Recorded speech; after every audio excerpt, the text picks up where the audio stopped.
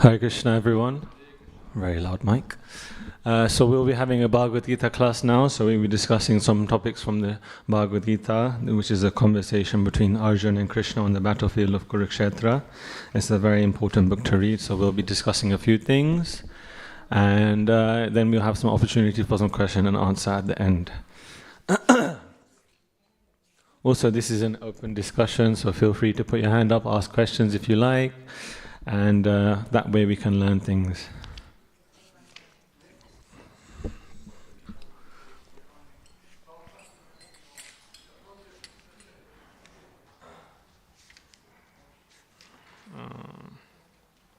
There we go. Jai Radha Madhava Kunja Bihari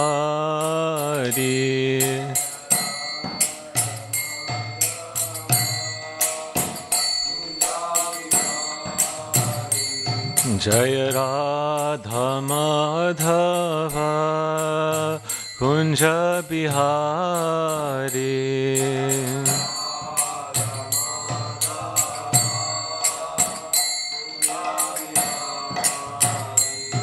Jaya Gopi Janavalabha Girivaradhari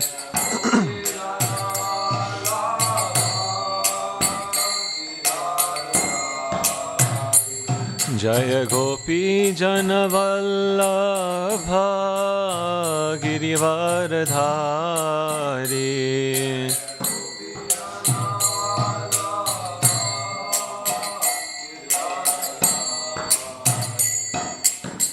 Yashodhanandana Vraja Jana Ranjana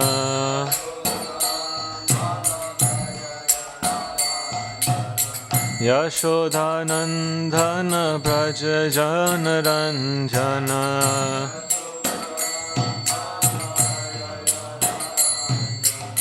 Yashodhanandana Vraja Jana Ranjana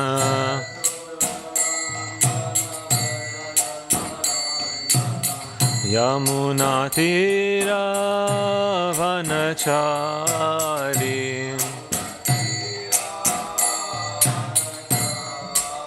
Yamuna Tira Vanachari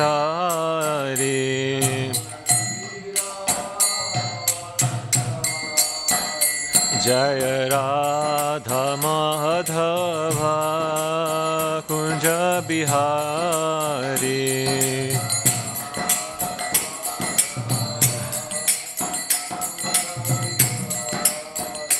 Jaya Radha Madhava Kunja Bihari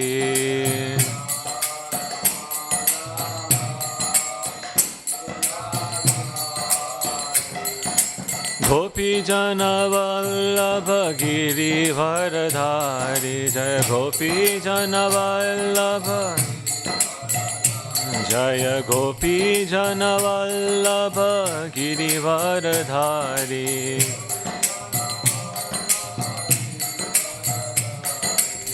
Yashodhanandana Vraja Jana Ranjana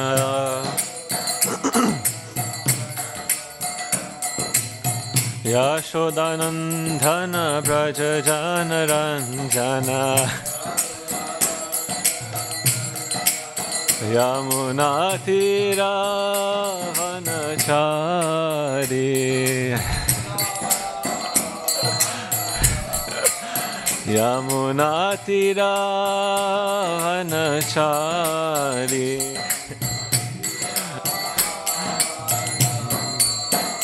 Hare Krishna Krishna Krishna Hare Hare Hare Rama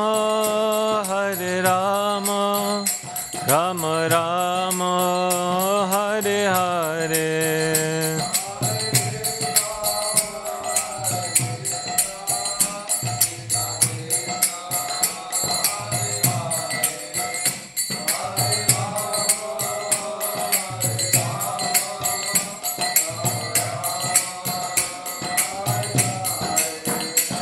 Hare Krishna, Krishna Krishna, Hare Hare, Hare Rama, Rama Rama, Hare Hare.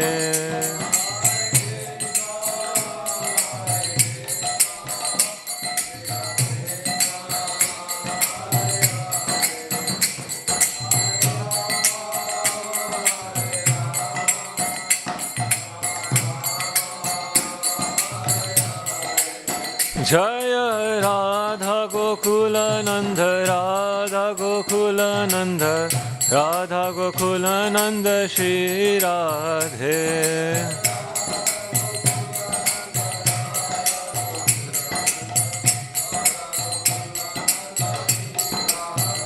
Jaya Sita Ram Lakshman Hanuman, Jaya Sita Ram Lakshman Hanuman.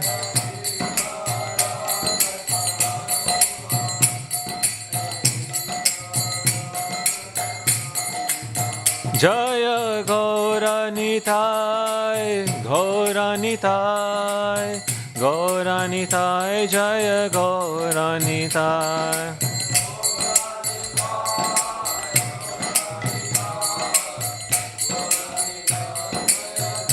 Jaya Jaya Prabhupada, Prabhupada, Prabhupada, Jaya Jaya Prabhupada.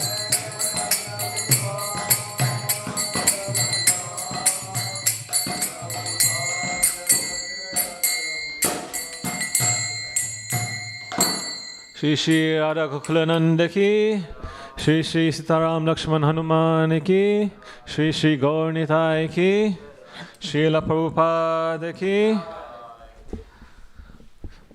Hare Krishna. So as I mentioned, we'll be having discussion on Bhagavad Gita, and it's an open discussion, so feel free to ask questions and put your hands up. We'll keep it interactive. So we'll just say a prayer to invoke some blessings first, and then we'll we'll start by reciting the prayer. So you can repeat after me. Om Namo Bhagavate Vasudevaya. Om Namo Bhagavate Vasudevaya. Om Namo Bhagavate Vasudevaya. So today's verse is from chapter 9, entitled The Most Confidential Knowledge, and it is text 9.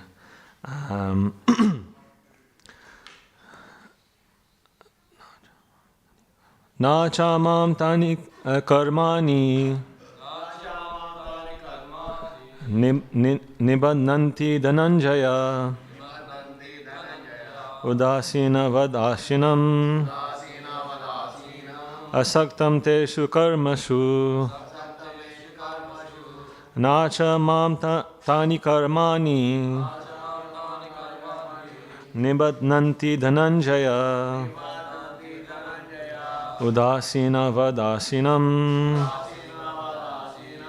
asaktam teshu karmashu.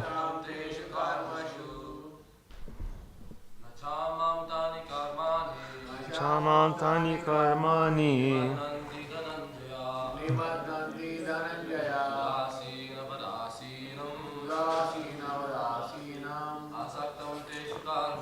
asaktam teshu karmashu. Na chamam tani karmani nibadnanti dhananjaya udasina vadasinam asaktam teshu karmasu. So the word for word. Na, never.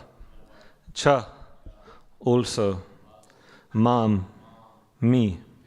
Tani, all those.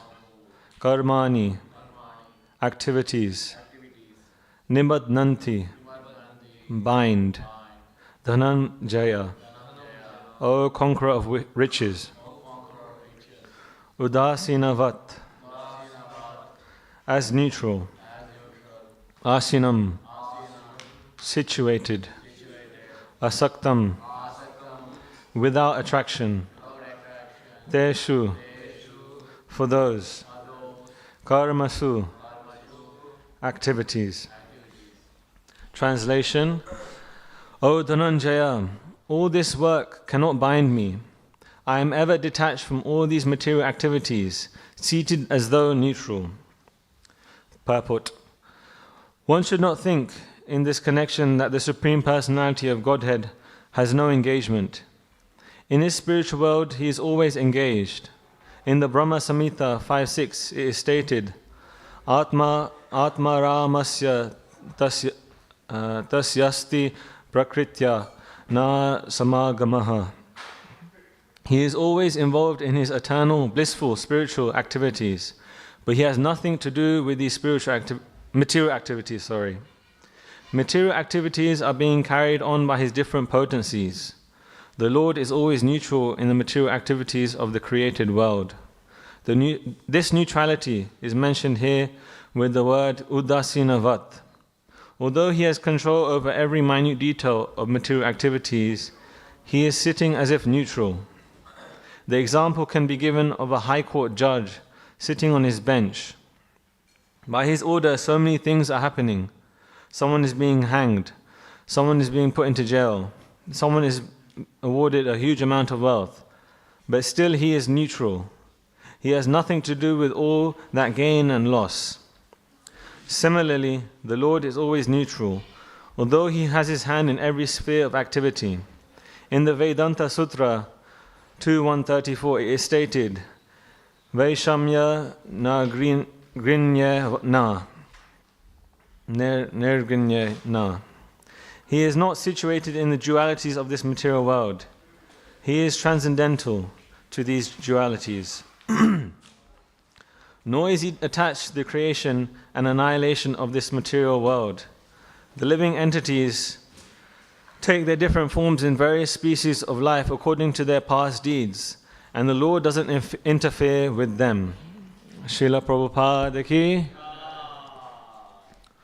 Om Jnana Timirandasya Jnananjana Shalakaya Chakshurun Militam Yena Tasmai Shri Guruve Namaha Shri Chaitanya Manobhishtam Stapitam Yena Bhutale Swayam Rupa Kadamayam Dadati Swapadantikam Vandeham Shri Guru Shri Utabhata Kamalam Shri Gurun Vaishnavam Sha Shri Rupam Sagrajatam Sahagana Argunatham Vitam Tam Sajivam Sadvaitam Savadutam Parijana Saitam Krishna Chaitanya Devam Shri Radha Krishna Padan Sahagana Lalita Shiva Shakhanvitam Sha He Krishna Karuna Sindhu Dina Bandhu Jagatpate Gopesha Gopika Kanta Radha Kanta Namostute Tapta Kanchana Gaurangi Radhe Vrindavaneshwari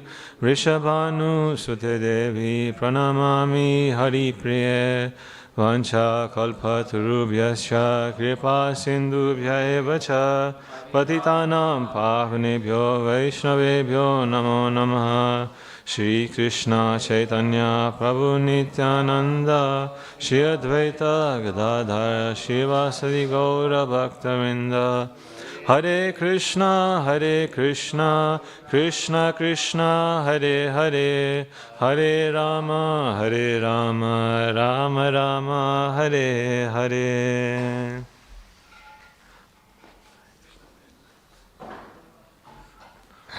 So just the translation again. O Dhananjaya, all of this work cannot bind me. I am ever detached from all these material activities, seated as though neutral. Jai. So Hare Krishna everyone, thank you for all being present for this Bhagavad Gita class. It's important that we discuss these topics again and again and again, just that so that we can reinforce our conviction, our faith, and we can deepen our spiritual practices. So I'll keep it open. If you have some questions, feel free to just put your hands up and jump in, or if you have a correction you'd like to make. That way I can talk less and you can you won't fall asleep. But one reflection I've been having recently is that we should, as much as possible, try to discuss some Krishna conscious topics, and that we should try and spiritualize our dialogue, that we shouldn't become so consumed in talking about the mundane, because it's easy to get engrossed in these kind of things and discussing nonsense topics, because that's what's natural for the mind. Therefore Arjun says, Chanchalam himana Krishna. He says the mind is very turbulent. He said it's very restless and very strong. So the mind will just do what it wants. It will want to speak nonsense topics. It will want to engage in nonsense things. So we have to train our minds as much as we can. So we have to engage our voices, our speech in talking about Krishna conscious topics. In the ashram, we have Ananta Gopal Prabhu here. In the ashram, at lunchtime, Ananta Gopal Prabhu comes and he has something we like to call, all the devotees call it KC drop-ins, where we try and talk about as much as possible Krishna conscious topics, and he will ask us what the lesson of the day is or what our realizations are, and it encourages us to speak more about Krishna consciousness. It encourages us to deepen our realizations and deepen our reflections. Therefore, Sonak Rishi, he says to Sutta Goswami, Athavasya padambojam makaranda liham satam kimanyer asad alaper ayuso yad asad vyayaha. He says, devotees, they're accustomed to licking the honey, be like devotees are used to licking up the honey from the lotus feet of the Lord. So then what is the use of discussing mundane topics, which simply just waste our time? And we know actually that speech and dialogue is directly linked to psychology and consciousness. If we speak devotional topics, if we speak about Krishna consciousness, that will directly affect our consciousness. So as much as we can, we should engage in this kind of thing. We should feed our minds with the right food. And so that's just a personal reminder for myself that I should try as much as possible to discuss Krishna conscious topics and not be so engaged in the mundane. So that's why I took this opportunity to try and say some few words in this class today. And so we're discussing from chapter 9, Most Confidential Knowledge, text 9, and just to give you some context of the Bhagavad Gita for those that may not be aware, the Bhagavad Gita is just a 5,000-year-old wisdom text that was spoken on a battlefield between Arjuna and Krishna. There were two armies assembled, one army Kauravas and one army the Pandavas, and so Arjuna is on this chariot with Krishna. And he's in a great dilemma. He doesn't want to fight this battle because he can see on the other side of the battlefield are many of his cousins, his friends, his teachers even. And so he's in a great dilemma. He's feeling deep compassion for his relatives. So he calls for Krishna to take the chariot into the middle of the battlefield so that he can... Is everything okay? He tells Krishna to take the chariot into the middle of the battlefield so he can see everything. But there he has a great dilemma. He becomes overwhelmed and he becomes grief-stricken. And he throws his bow down, he starts shaking, he starts quivering, and then he decides he doesn't want to fight. But Krishna says, this is not becoming of a fighter like yourself. You're a Kshatriya, it's your duty to fight. You must do your duty. And so throughout the course of the Bhagavad Gita, Krishna is speaking to Arjuna and relieving his doubts and trying to teach him the best means of carrying out his duty and the best means of achieving self-realization. So ultimately the Bhagavad Gita is a book of, is to teach us the science of knowing and serving Krishna. And so Krishna speaks to Arjuna and goes through all the different ways of connecting with him. But he ultimately explains that the best means is, of course, Bhakti Yoga, devotional service. And so if we look at the structure of the Bhagavad Gita, it's split into 3 parts, and it's much like a sandwich, actually. The first 6 chapters describe the living entity as non-material, an eternal spirit soul, and Krishna talks about all the different means of kind of achieving self-realization, jnana yoga, karma yoga, dhyana yoga, and then much like a sandwich, the next 6 chapters, which is like the jammy part, the best part, we find that Krishna then reveals that the best means is through devotional service, through bhakti yoga. And so here Krishna starts describing his different energies, his opulences, and he goes deep into the relationship between the Supreme and the individual soul via devotional service. And he also, in this chapter, he talks about the nature and activities of performing such devotional service, and and why it's the best means of self-realization compared to the aforementioned types of yoga, jnana, karma, dhyana. So ultimately, Krishna explains that the best means is bhakti yoga, devotional service. And so then that we find ourselves now today in chapter 9, the devotional service kind of part of the Bhagavad Gita, and this chapter is entitled "The Most Confidential Knowledge." And so first, Krishna begins the chapter by saying that yes, this knowledge is most confidential. Why?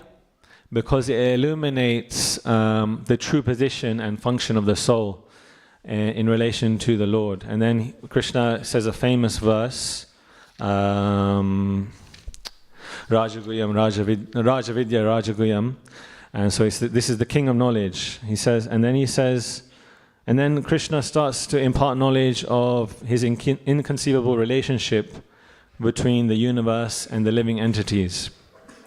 So if we kind of rewind back a little bit and go to text 4, in text 4, Krishna establishes what this knowledge is. He says, but by me in my unmanifested form, this entire universe is pervaded. All beings are in me, but I am not in them. So what is this knowledge?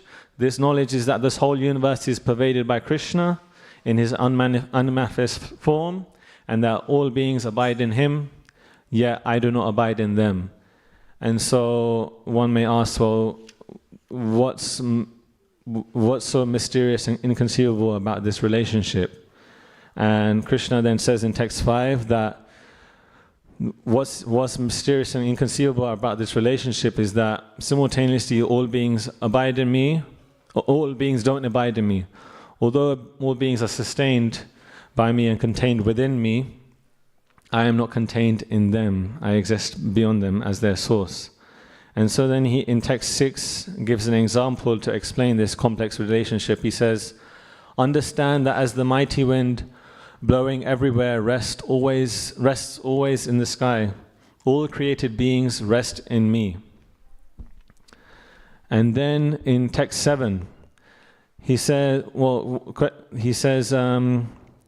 son of Kunti, at the end of the millennium, all material manifestations enter my nature, and at the beginning of another millennium, by my potency, I create them again. So one may ask, well, if the living beings are acting according to free will, how do they abide in you? Then Krishna says this, well, they are constrained within the boundaries of kala, time. And so that at the end of a kalpa, all the living entities are brought back, and then by my nature again, they're released. So like this, Krishna is establishing different truths, he's answering different questions. And then we come to text 8, and he says, the whole cosmic order is under me. Under my will, it is automatically manifested again and again, and under my will, it is annihilated at the end. So then one may ask, well, aren't such manifestations and manifestations and unmanifestations, just the workings of material nature, well then Krishna again, he relieves that doubt. He says, this whole cosmic order is under me, this nature belongs to me, so everything is according to material, everything is acting through material nature, but it's I who send forth the multitude of beings again and again through that cycle. So this creation, maintenance, annihilation is all happening according to my will. And then we come to today's verse, where Krishna says, O Dhananjaya, all this work cannot bind me. I am ever detached from all these material activities, seated as though neutral. So Krishna here is saying, Nacha mam tani karmani. Tani karmani. So all this karma, all this work which is being done by me, creation, Hare Krishna, creation, maintenance, annihilation, material nature, sending of the living entities into this material nature, all of this work, nibadnanti dhananjaya, it doesn't bind me. And why doesn't it bind me? Because udasina vat ashinam. Udasina means neutral, and udasina vat means I'm seated as if neutral. And then Krishna then says, ashaktam teshu karmashu. He says, I am not attached. So Krishna is saying, udasina vad ashinam. He's detached just like a He's detached just like a judge. So in the purport you'll find Krishna gives this example of a high court judge, that by his order many things are going on, that some people are being hanged, they're being sent to jail, or they're being rewarded huge amounts of payment or wealth. But he is neutral, the judge is neutral. The laws are there in place, but he has Shri Shri Radha Gokulananda ki, Shri Shri Sitaram Lakshman Hanuman ki, Shri Shri Gaur Nitai ki. So the laws are there in place. The judge has nothing to do with any gain or loss. The Lord is always neutral, although he has his hand in every sphere of activity. So material nature also has its own system, and it acts according to its system and its laws, and that is under Krishna's supervision. So Krishna doesn't have any personal agenda. He doesn't have any vendetta against us that you defied me, therefore I'm going to punish you, or you didn't worship me, therefore I'm going to punish you. And sometimes we think like this, right? That, maybe we can close the doors, or I don't know, it's quite loud. I don't know. Maybe sometimes we think like this, right? That I've done something wrong, therefore Krishna is punishing me like this, or I said this bad thing and therefore this is happening. But Krishna has sanctioned it. But that's not the case. There's the law of karma, and Krishna will let that law of karma run its course. So Krishna is saying, I don't become bound because I'm udasina vat. And can Krishna become culpable for the destruction of all the universes? What's the answer? Can he be kind of held accountable for the destruction of all the universes? Yeah? Well, my take was no, that he can't be held culpable because it's all happening because of the law of nature. But then someone could then say, well, he designed that such law of nature. He set up the system, right? So that's what you were thinking. He set up the law of nature, so it's his fault. But then he didn't force us to get in that system, did he? That like the king is not responsible for suffering jailmates. If a king breaks the law and goes to jail, that's his rightful destination, right? It's not the king's fault. Similarly, the king doesn't have a personal vendetta against us, against the one in jail. There's a law, and those who abide it, they are protected, and those who defy it, they go to jail. They go to the correction centers. So similarly, the souls, Now I'll ask the question again. Can Krishna be held accountable for the destruction of all the universes? Can the Krishna be held accountable for us being put in a correction center? What is your answer? Yes again? Well, I'd say no, because similarly the souls therefore again defy God. They choose to be separated from Krishna. We choose to be in this world, and we choose that suffering. So Krishna is saying here that I'm not karmically implicated, because he doesn't derive it. He's udasinavat. He's detached. He's therefore na chamam tani karmani. I don't become bound by this. So it's not uncommon that generally when a great calamity happens or takes place in this world, people are quick to blame God, right? They're quick to blame a higher power, because they don't know that they actually bring it upon themselves. And so what some people do is they develop an emotional atheism, because they experience so much suffering and trauma and challenges. They become puzzled that how can such a loving God, how can such a compassionate God, how can he be so cruel? And then let down by God and angry at God, they emotionally disconnect. So they develop this emotional atheism. And so generally most people think that the enemy is outside of them, right? That the enemy is God, or the enemy is this person. They think that suffering comes from outside. They think that suffering is happening because of some external factor. But actually, the enemy is much closer than we think.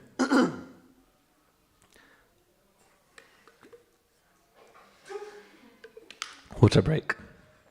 I just had some pizza. So actually, the enemy is closer than we think. It's not some external factor, because God is there and he's causing all my suffering. In the Srimad Bhagavatam, there's one great yogi who gives insight into what the true enemy of the self is. He says, Nayam janome sukha dukkha hetu na devadatma graha karma kalaha manaparam karanam amananti samsara chakram parivartayadyat. He says that Nayam janome sukha dukkha hetur. He says, I thought these people, all of you guys, that you guys were the cause of my suffering. But then, so that's natural, right? People think that this guy's the cause of my suffering. Why is he so rude to me? Why did he look at me like that? Or why didn't he let me play kartals or something like this, right? Or he's so lazy or something like this. Jesse sometimes thinks that of me, don't you, Jesse? But then he said, no, that's wrong. He then said, maybe it's the demigods, Devatatma. Maybe the demigods are causing my suffering, the gods, because they might be conspiring against me. Ultimately, they're in charge, right? They've created this whole material, well, Krishna has created this whole material manifestation, this system, and he's the high court judge. He is conspiring against me, it's his fault. But then again, this yogi says, na deva, not the demigods. Then he says, graha, that maybe it's the planets. Many people are into doing their astrology and they think, the stars aren't aligning, that's why this is happening. My moon is bad, Maybe that's why I'm suffering. But then again, he says, I'm wrong. Then he says, karma, maybe it's my karma. And there's some truth to that ultimately, yeah, we are suffering because of past deeds. But then again, he says, no, not really karma as well. And then kala, he says, in time is the cause of my suffering. Because in due course of time, everyone suffers. It comes to everyone. But then, after going through all this big list of all these different causes, he realizes none of them were the cause of his suffering. He says, Mana param karanam amananti samsara chakram parivartayadyat. The cause of all my suffering is the mind alone. The mind alone is the cause of suffering. Therefore, Krishna says, Chanchalam himana Krishna. That the mind is so turbulent, is so restless, is so strong and obstinate, it's causing me so much problems. And And the Christians, they have the saying, as you sow, so shall you reap. So we feed our mind with so much garbage and nonsense, and watching Netflix and watching YouTube videos and talking about this thing, that thing, and then we're surprised that we suffer. But that's a natural consequence by feeding the mind. So, as this yogi says, it's the mind alone that causes our suffering. And so, as we read the Bhagavad Gita, we gradually become aware of this fact that although Krishna, he's the high court judge, he has the final ruling. He has created a system, but my sentence is being determined by my own actions. That if I break the laws, then I will be rewarded with a punishment according to that. But really, the bottom line is that Krishna is full of love and he's full of kindness. Therefore, Srila Prabhupada, he said, if you take one step to Krishna, Krishna comes to you, comes forward 10 steps.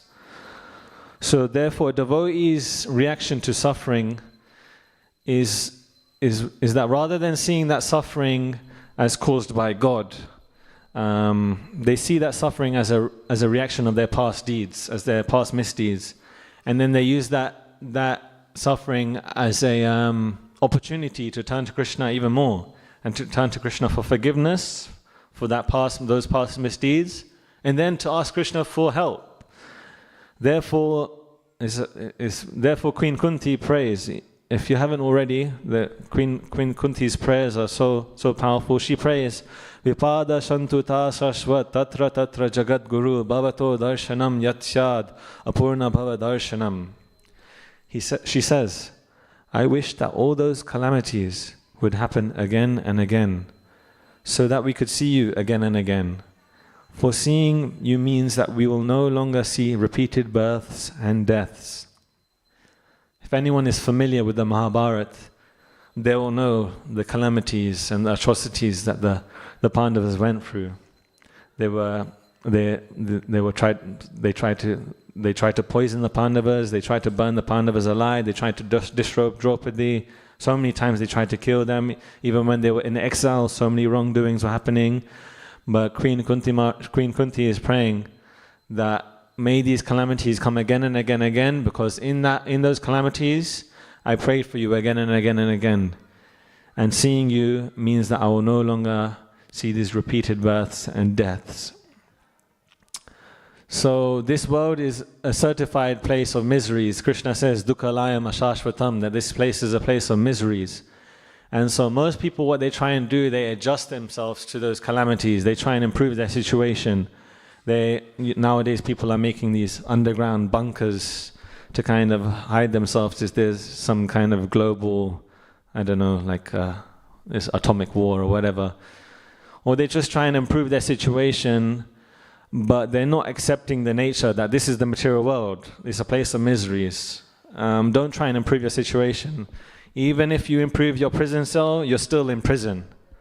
So rather than kind of trying to improve our situation or kind of seeing that suffering, blaming God for that suffering, we should use that suffering as an opportunity to turn to Krishna more and more. And so we should also take darshan of what's going on in this world. If I told you you should go and take darshan, you might think, okay, yes, let's go to the temple and take darshan of Shri Shri Radha Gokulananda. And that's definitely a darshan you should be having. But simultaneously, Krishna talks to us and says there's another darshan that you should be having. He says in the Bhagavad Gita, Janma Mrityu Jara Vyadi Dukha Darshana Darshanam. Dukha Dosha Nudarshanam. He says that the yogi, a spiritualist, they should also be having another kind of darshan, which is Janma Mrityu Jara Vyadi, that this place is a place of birth, death, old age and disease. And these four things are unavoidable and they're coming for everyone. And so we should be very, very in tune with this kind of thing. And it's a sign of spiritual maturity that we remember that death is coming. The Stoics, they used to say, memento mori, which means remember you will die. So in that way, we should also constantly remember that this place is dukhalayam shashvatam, that janma mrityu jara vyadi, that this place is full of birth, death, old age, disease, and that we can't avoid this. It's a place of misery. So rather than blaming God, we should try and call for God and ask Him to kind of bring us back home. So those were a few points I wanted to say. Maybe we have some time for questions and some comments from the other devotees. Ram Rup Prabhu is here, one senior devotee. So, Hare Krishna.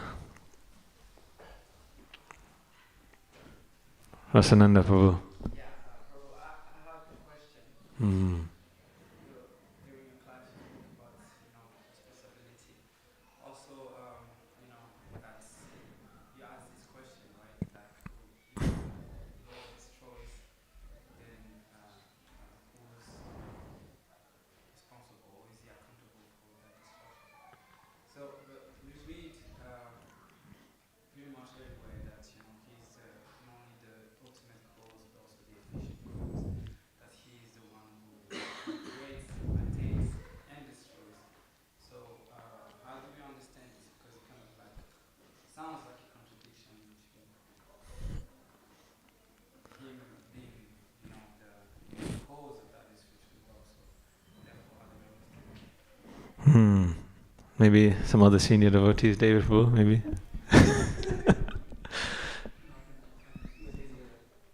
You didn't hear the question. So Rasananda Prabhu is saying that in the Bhagavatam, in many of the literatures, is saying that Krishna is the cause of all causes. So when we hear that this creation, this maintenance, this annihilation is happening, but how can we understand this? That Krishna is, he's neutral, he's impartial, but at the same time he's the cause of all causes. So then, how is it not that we blame him? Therefore,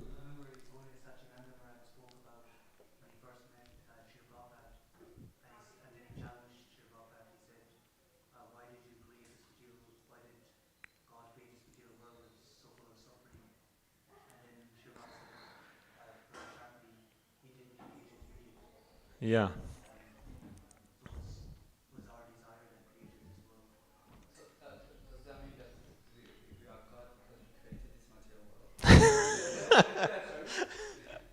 Does that mean that we are God because we created this material world? Does that mean that we're God because we created this material world?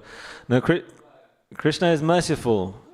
If we have a desire, like in the Bhagavatam, Krishna gives all this knowledge, and then he says to Arjuna, "Now do as you wish." So he's given us all this knowledge. He's given us safe sanctuary as well. But we desired something that was separate to him. But Krishna is merciful. If he'll fulfill your desires. So if you have a desire to enjoy separate to him, then he'll fulfill that and create a material world for you to enjoy. But just know that this material manifestation is dukhalayam ashashvatam. So yes, Krishna is the cause of all causes, but he's also merciful. He's allowing us to be engaged according to our desires. Can I go on? Yes, Prabhu. So you make the point that because we know, therefore that we should take responsibility. Yeah. The whole point of this world is that we are forgetful and we are in ignorance. It's like if you have a child and the child doesn't know what they're doing, are they accountable for whatever mistake they do? So I said within the law that up until a certain age you cannot actually be accountable for whatever crime you commit. So also there's an example of that. So how do we know that how do we even access that knowledge and so we still have to suffer until we get that knowledge basically. Until you become accountable. Yes. So it's explained that there's 5 types of atheists. There's a default atheist because they weren't taught about God or they weren't raised in a spiritual environment, therefore they don't know anything about God, and therefore they're naturally just an atheist. And so they just accept this absence of spiritual phenomena, and that justifies their kind of lethargy and ignorance in pursuing spirituality and God. Then there's philosophical atheists. What they do is they profess that belief in God is intellectually immature and that is philosophically naive. And so what they do is that's why they come up with these theories of Big Bang and stuff. So what they do is they raise themselves to the level of God because they're creating now these theories. Then I mentioned we have emotional atheists, that because they suffer, they turn away from God and they develop an atheism from that they see that how can such a cruel God create so much suffering, and then they emotionally disconnect. And then there's covered atheists, which what they do is, if we have God and living entities, what they do is they bring God to the level of the living entities. They say that everything is oneness, everything is God, everything is Krishna. We're all the same level. And so in that way they negate the differentiation between God and living entities. So that's also a level of atheism. But there's another type of atheism, which is psychological atheism, which devotees fall into. And psychological atheists, they profess their belief in God. They know that there's a God, or at least they believe that there's a God, and maybe they're pursuing a path where they want to learn about God, but they repeatedly demonstrate an inability to practically live in His presence. What they do is they kind of constantly negate His presence in their lives. And so, I lost track where I was going. Can you repeat? So the question is like, if we are in ignorance, basically, how can we be accountable for, what Yeah, okay, there you go. So, there we go, okay, I found my track again. So devotees, we can't keep saying that we're ignorant, right? We're now accountable. We've been given Bhagavad Gita, we've been given Srimad Bhagavatam. Now it's in our hands to develop that knowledge and find that path. And so we can take responsibility for our actions. But then there's those that they don't have access, like I mentioned, the default atheists. Then for that we say that's why we have to preach. That's why we go on Sankirtan. That's why we go out every day. The Sankirtan team right now in South End on Sea, and they're distributing books because they're trying to reveal that knowledge to all the public, so that they can also become accountable. That they know, that this place is a place of miseries, and I'm suffering here due to all my past karmas. I'm suffering here because of my mind, and let's get out of here. Maybe that answers the question some more. Yes, quite. Okay. You want to continue? I had another angle to this, because we say that we are in this material world because we want to enjoy it, right? So the Lord creates this material world for this our enjoyment. Right. But at the same time, like you said, he says in Bhagavad Gita, the world is full of suffering. So how are we gonna enjoy a world that is ultimately full of suffering? If he creates it for enjoyment and it's full of suffering. How does that work? And also, a couple that with another question is that we also hear that because the Lord has a particular desire, propensity to fight, they will also come in the material world in order to enact his pastime and fight against demons. So part of it is that there's a desire for the Lord to also kind of like be in the material world. So is it that the entire responsibility is on the jiva, or Maybe Ram Prabhu can shed some light. So when Krishna creates the material world, is because we want to separately enjoy from Him, and because we want to separately enjoy from Him, He covers our intelligence, and then He creates this beautiful place for us to enjoy. Yeah.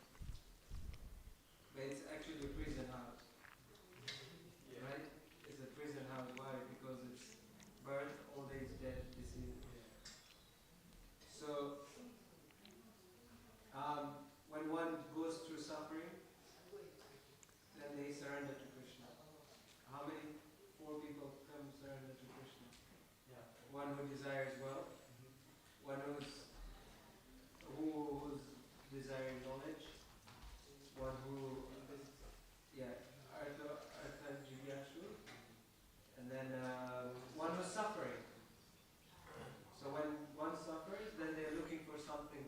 so many devotees have come to Krishna consciousness because they are looking for something else, some higher cause. And that's why Prabhupada, when he went to preach in the West, where did he go? Where people were suffering. They were all suffering. They didn't have any direction where they wanted to go. They didn't have any knowledge. But he went there and simply gave the simple stuff. Just chant Hare Krishna. So he gives them the knowledge. So like that, you mentioned, we go on Sankirtan. We give this knowledge out to those who are suffering. And once they take it and apply it, then when they get taste in devotional service, then they become happy. Until then, you can keep on blaming Krishna. He has created this place for us to enjoy independently. But how much are we independent? We are born, even to walk as a child, you can't eat on your own. You're dependent on the mother to feed you. You're dependent on everyone, basically.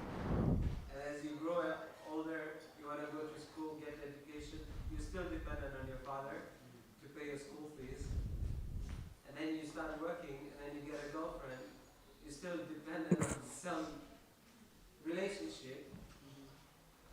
Then you get married, you're dependent till you're dead. But we are in ignorance that we are independent. So Krishna tries to teach us, but those who are smart can learn. So you mean to say that actually this place, and also even you may say that the suffering is actually an act of mercy. Yeah, for us to understand that we are not meant for this place. So if our suffering is also an act of mercy from God, therefore our suffering is caused by God. Because This is something because it's very little knowledge of Bhagavad Gita. I read once or twice or attend something. Now, whether it's a suffering or enjoyment, ultimately it is your karma. Whatever you did, if you did good, you enjoy its good. If you did bad, you suffer. So now, what Bhagavad Gita says, as I understand, expect nothing, do your karma, and you certainly get better. If you do bad, you get bad. If you do good, you get good. So suffering is all what we do. In the material world, we always look after where I can get better, what I do. So that's a plus and minus of this one. So God ultimately probably just shows you path, and God is always all around us. Everyone is God. What we do good, what we do bad, that's what defines. But I think, as I understand, more of our karma, what you do good and what you do bad. I think that's a suffering or that's a answer. That's my simple answer. What do you think? Jay, I think we'll end it there. We'll have got David Prabhu.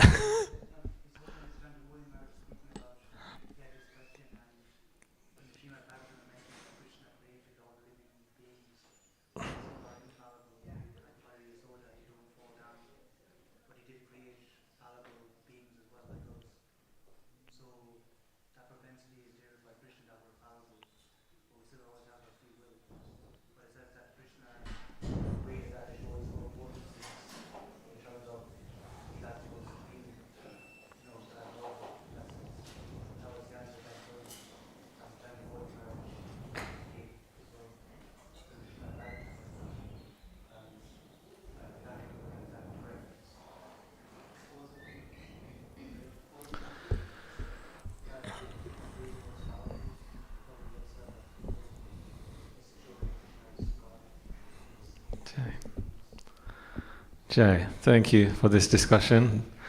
I like giving the questions to other devotees because I get to speak less, and then we can end this quicker.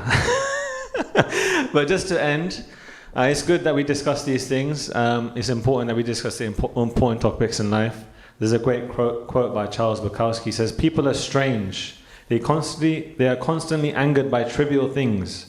But on major matters like totally wasting their lives, they hardly seem to notice.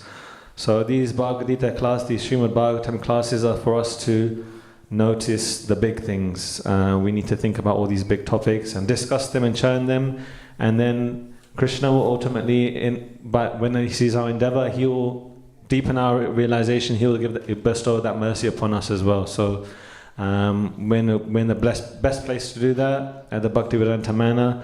If you don't already have one, to everyone, please pick up a Bhagavad Gita and start reading in your own time. There's also Bhagavad Gita reading guides, and then please keep coming to the Bhagavad Gita classes. Jai Srimad Bhagavad Gita ki, Srila Prabhupada ki.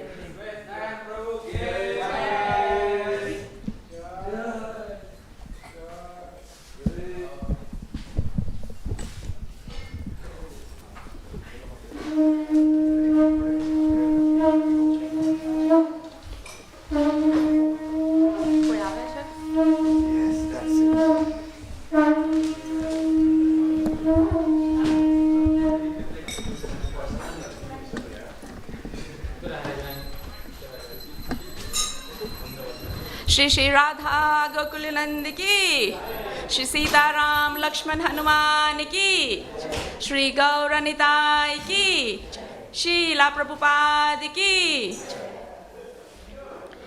ki bajayo jayo Gaurachandre, Arati ka shobha.